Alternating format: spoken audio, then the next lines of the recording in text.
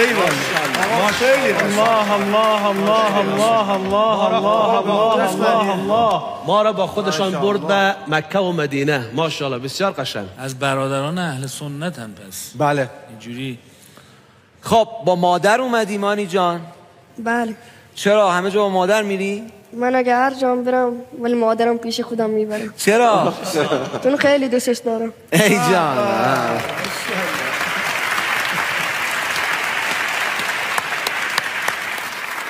سلام عرض میکنم خدمت حضار محترم.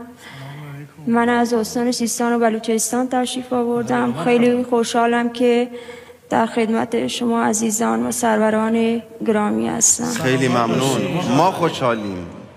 آقا به افتخار مردم عزیز سیستان و بلوچستان انصافا دست مادر رو بوسید.